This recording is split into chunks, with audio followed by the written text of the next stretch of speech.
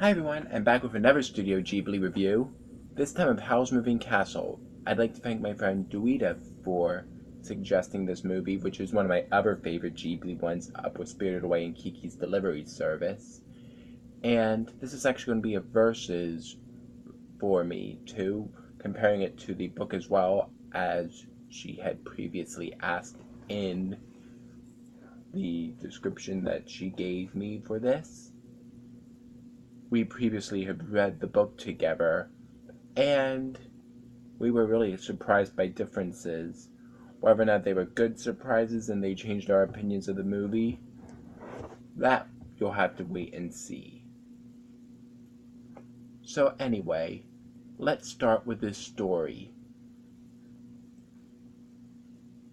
Sophie is a young hatter, and when she's out walking, she's accosted by some predatory men, and so she's rescued by a wizard named Howl, and they have a nice moment walking in the sky together. But this gets the Witch of the Waste jealous of Sophie and cursing her to be a 90-year-old woman. So Sophie goes to find a cure for her curse, stumbles across a moving castle owned by Howl, and makes a deal with a fire demon named Calcifer that she breaks his contract with Howl. He breaks her curse, and over the movie, Howl and Sophie become closer, slowly falling in love, of course, as well as a war going on with the witches and wizards and the kingdom, every wizard on which having to fight for the king or risk losing their powers to the king's head sorceress, Madame Solomon. So there's a lot going on in this movie, and it is a lot to keep track of, particularly the parts with the war. But that's not the point of the movie. The point is Sophie's growth and her connection with Hal, and that is definitely the best part of the movie for me. Just seeing how they go from not being able to stand one another and being frustrated by everything the other does to slowly falling for each other and falling in love. Sophie finding more about Hal's past and saving him from being heartless. It's just so beautiful. As well as all the characters growing, even the Witch of the Waste shows that she has more depth later on. And mostly it's about Sophie's growth from being timid and shy to being strong and confident. And just seeing these characters grow is another story on its own. But there's also some great action sequences towards the end and air raids along with the magic mixed into it. So it has a nice strong story.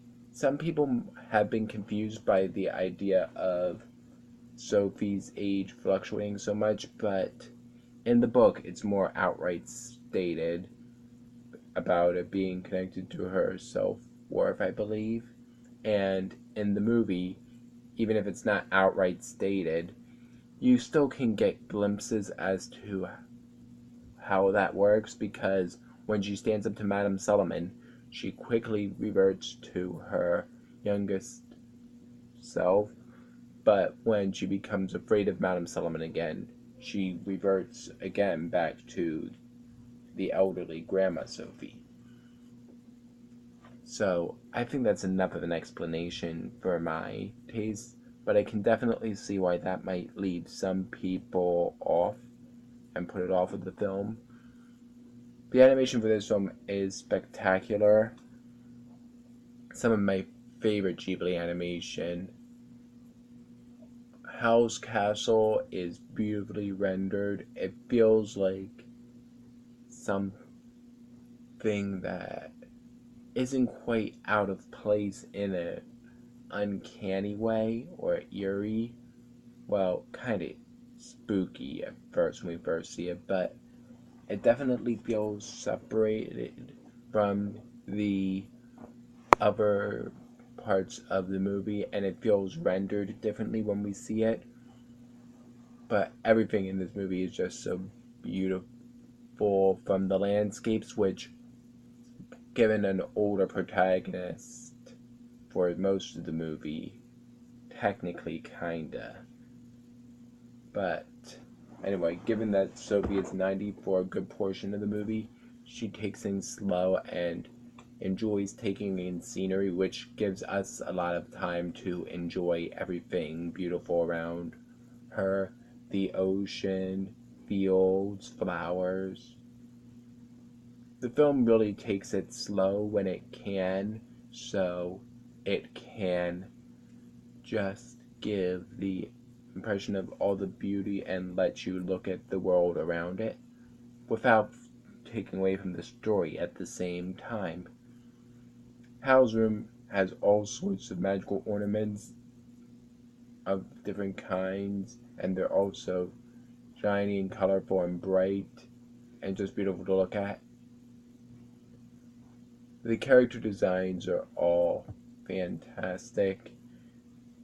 Howl and Sophie and their young forms look conventionally attractive, but then we see Sophie's very wrinkled, older self, but it still feels like they would be the same person. How she probably would have aged naturally. Similarly to Yubaba, the Witch of the Waste does tower above Sophie at first, particularly when she's about to curse Sophie, which goes away afterwards when, even though she's still bigger and, for lack of a kinder term, rounder maybe. But then she loses the same ominous feel as her demeanor changes and she's depowered. There's so many great sequences here. The falling star scene, and of course my favorite part of the whole movie, walking in the air when Howl and Sophie first meet. It's just so beautiful, and it makes you want to either be Howl or be with him. Onto the characters. Sophie is probably my favorite Ghibli heroine. Similarly to Mrs. Brisby from The Secret of NIMH, as I said in that review, she isn't the typical muscle-bound, strong warrior. She's simply a character that cares for everyone around her, expects the respect that she deserves, is timid, but at the same time, she never gives up at any time. She keeps going and going. It doesn't matter if she's physically strong or if she's fearless in the face of danger. She's terrified, and in most of the movie, she's in a vulnerable, elderly state, but you never feel like she is going to just give up or that she'll become a damsel in distress. In fact, she saves Hal far more than he saves her in reality. She'll stand up to anybody, even witches that could turn her into a toad, just like that. She might be afraid of characters like the Witch of the Waste and Solomon initially, but that doesn't stop her from being courageous and strong. So yeah, a great heroine. I just love her so much. And I like how she does feel like an old version of the same person we see in the beginning. Instead of being just like a stereotypical older lady, you'd believe that they are the same person, but there's still enough differences so that she's not acting like a 90-year-old teenager. So it's very nicely handled in my mind. Going on to Howl. he is just so charismatic and layered that you can't help but love him. From the very first scene we see him, we see that he's a little on the cocky side, but still has a good heart deep down, since he goes to the trouble of saving Sophie from those men in the beginning.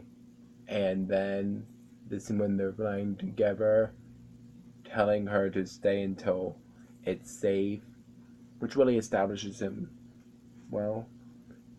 He and Sophie do have their fights, but it's nothing really toxic or anything. It does feel like more banter, really, and the two having frustration that they can't accept their feelings towards one another.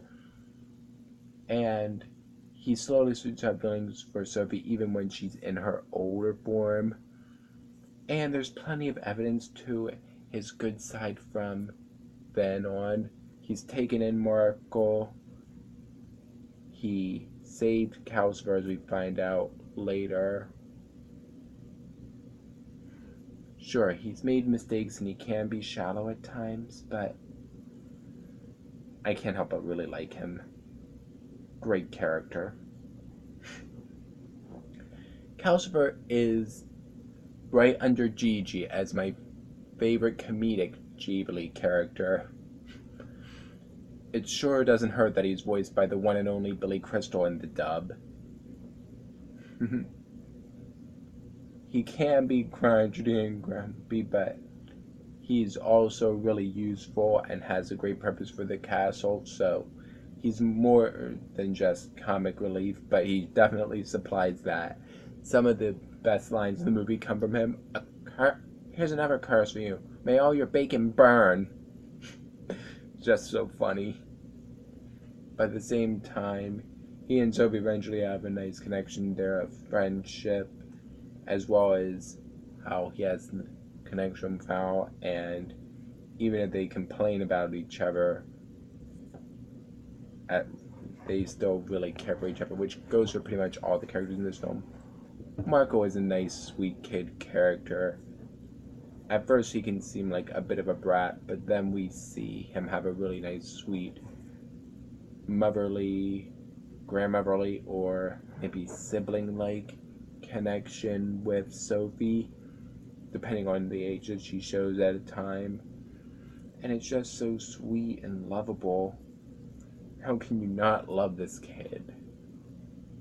And now on to our villains. First there's the Witch of the Waste, who is a very layered one, which I really like. She feels the pain of Howl not wanting her, but at the same time, it doesn't excuse the things she's done, particularly to Sophie. She's petty. She has a certain sarcastic streak to her. She's condescending. She has a great design, too. And she's very threatening. But then, in the later half of the film, something happens and we see another layer to her that's more vulnerable and having to depend largely upon Sophie and the others. And then we start to see that maybe she isn't as bad as we were let on to believe in the first place. Then we have our main antagonist, Madame Solomon, Howl's teacher and the king's head sorceress. She's cool and collected throughout the whole movie. She isn't all bad.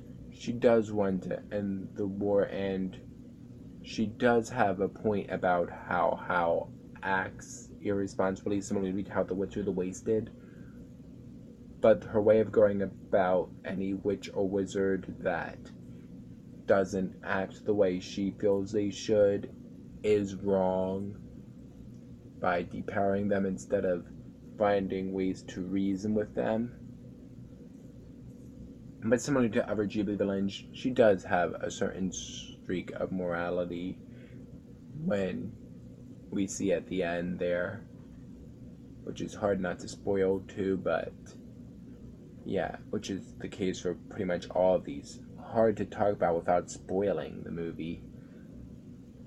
And then there's Turniphead, who is another great character. I love his design and how he's so expressive, even though he's just a turnip on a scarecrow. And his devotion to Sophie is so sweet. Now, on to differences between the book and movie. It's been a few weeks since I read the book, but I'm going to do the best I can. Now, oftentimes, I almost always say the book is better. In this case, I didn't. There's a certain charm to Miyazaki that makes certain rough edges of another story feel smoother, more likable, mostly done with Howl himself. Now, the scene that I told you about where Howl saves Sophie, Howl is the cat caller in the book. And at the end, he asks Sophie why she was afraid of him. It made Doita and I so mad when we read this that the beautiful scene of them walking in the air didn't happen, and he was the one to harass her, and then not even giving a proper apology to her or saying that he didn't realize how his actions were.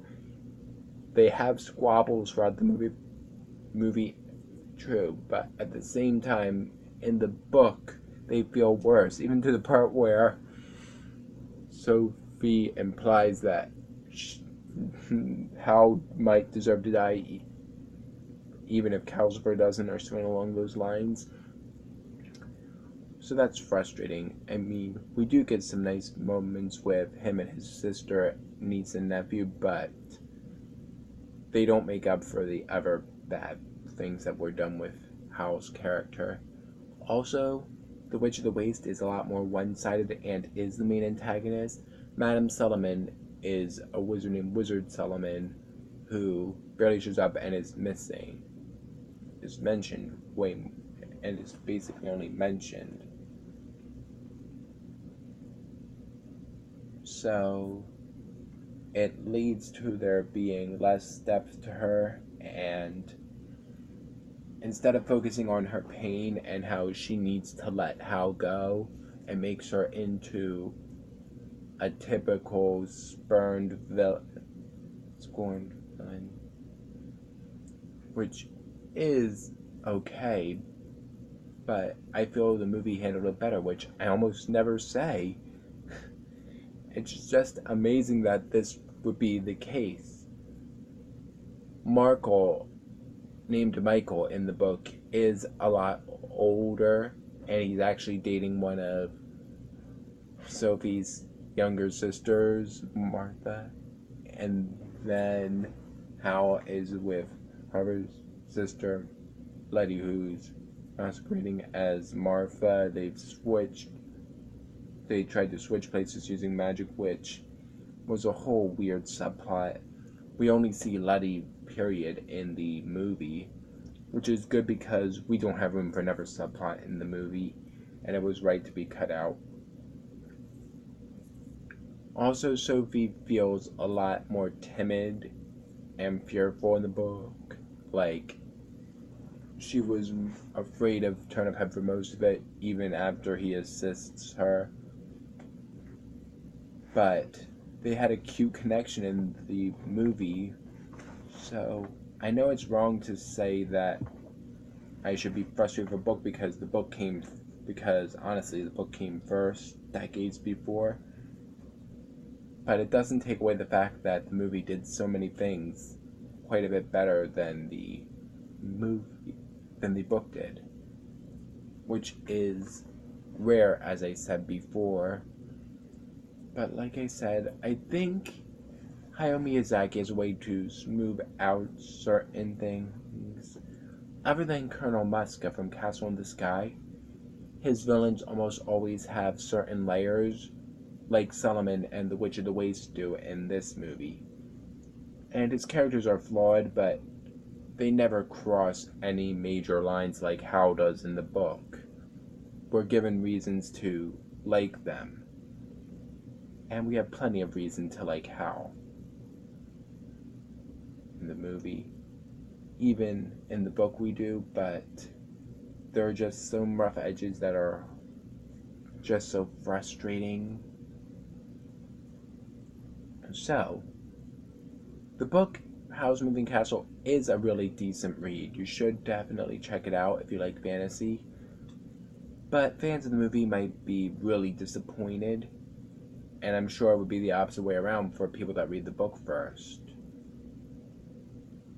But either way, Howl's Moving Castle, the Studio Ghibli movie, is one of their best work, with some great characters, beautiful animation, and a great story, and definitely deserves its place as one of their most popular films. Thanks for watching, and if you have an animated film you want me to review, please leave it in the comment section below. Until then, I'll see you later.